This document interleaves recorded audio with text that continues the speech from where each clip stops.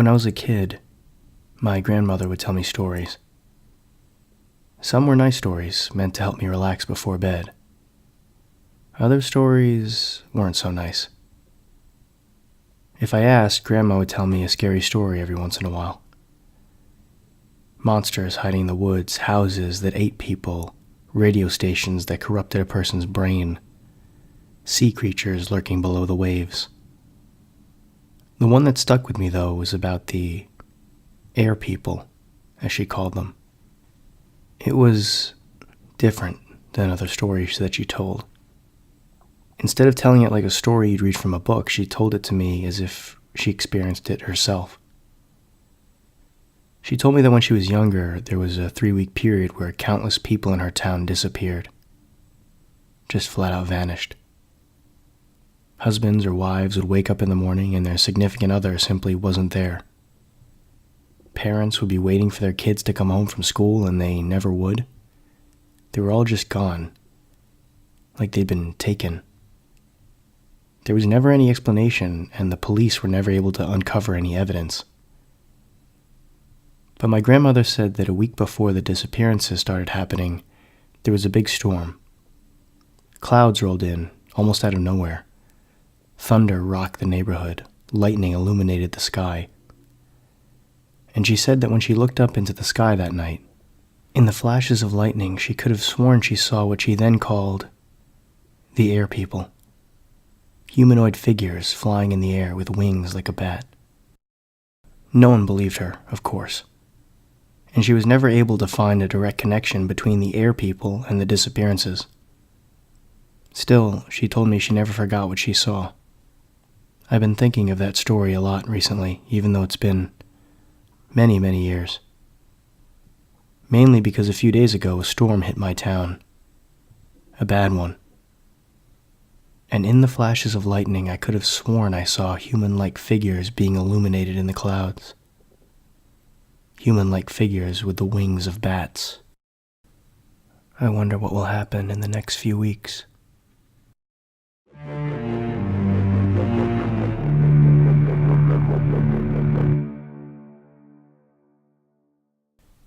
Deborah lived a quiet life, in a quiet town, at the end of a quiet street. She had nice neighbors and a very acceptable life. She worked during the day and wound down with a good book and a glass of wine at night. Things were good, and then she received the first phone call on September 12th.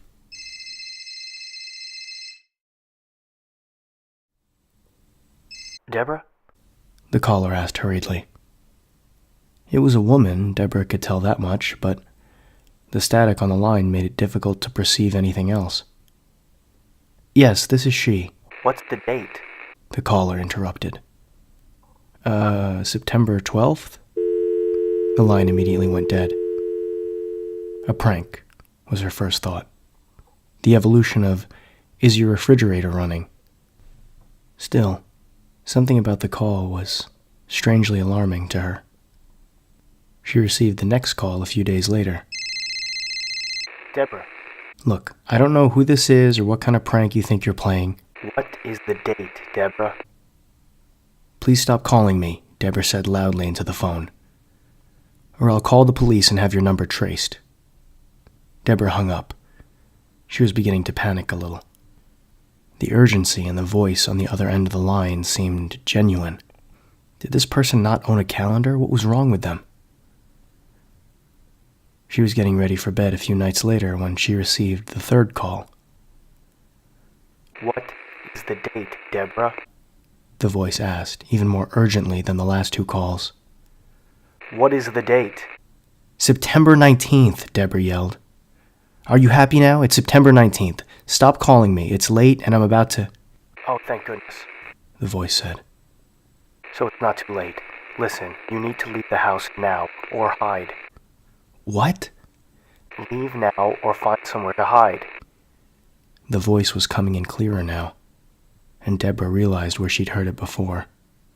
"Who is this?" she asked softly. "It's you, Deborah. It's you. Listen, on September 19th, someone breaks into our house that night and kills us. You need to leave now." Deborah gasped as she dropped the phone. From the living room, she heard the smashing of glass.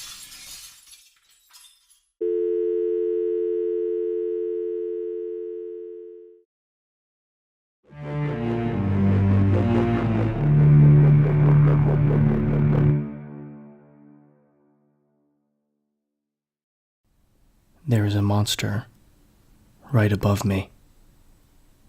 I am pretending to be asleep so he doesn't notice I'm here, but I think that opportunity is long gone. I think he knows I'm here. I think he's waiting for his opportunity to eat me, or rip me to shreds, or drag me to his cave. His tendrils are flexible and will have no problem grabbing me from any angle. His eyes are adjusting to the dark, so even if I run, he'll be able to see me. I hear his quick breaths, excited for his next kill. He breathes and pants with excitement, ready to spring himself on me and tear me apart. A deafening cry emanates from his mouth as he calls for his other monsters nearby to join in on the fun. This may very well be my last night. "Mom?"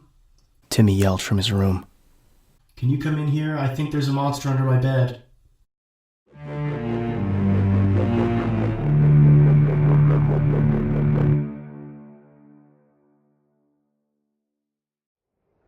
The homeless man leaned against the dumpster on the cold winter night, coughing and sputtering.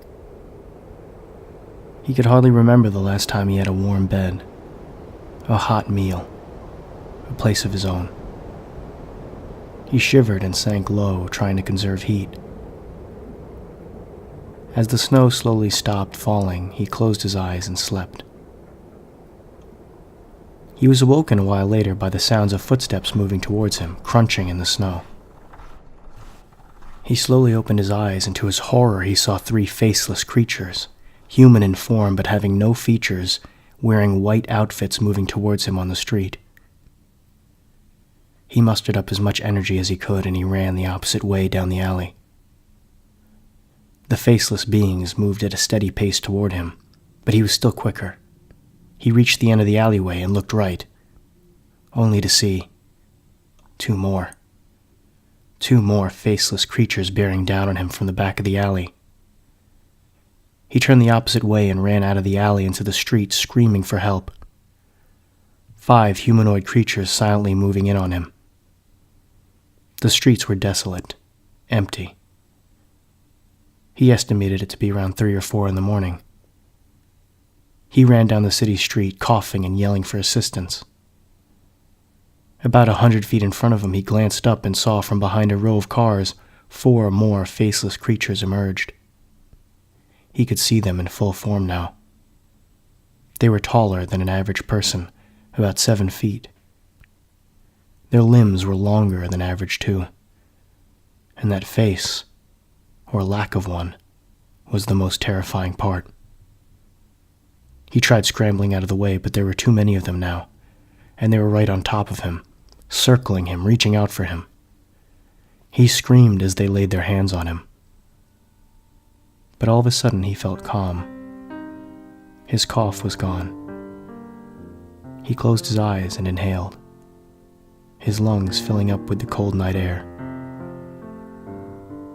He opened his eyes. He was sitting in a bed, sunlight streaming through the window. He blinked his eyes and stood up, stretching. From the other room he smelled food being cooked. Bacon? Eggs? He sighed to himself. What a terrible dream.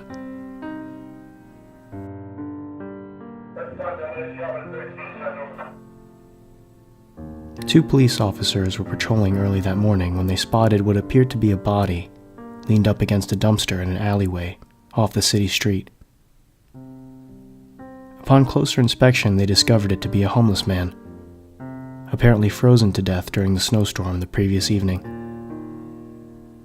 "Poor guy," said the first officer. "Just wanted to find somewhere warm. Maybe he's in a better place now," His partner said.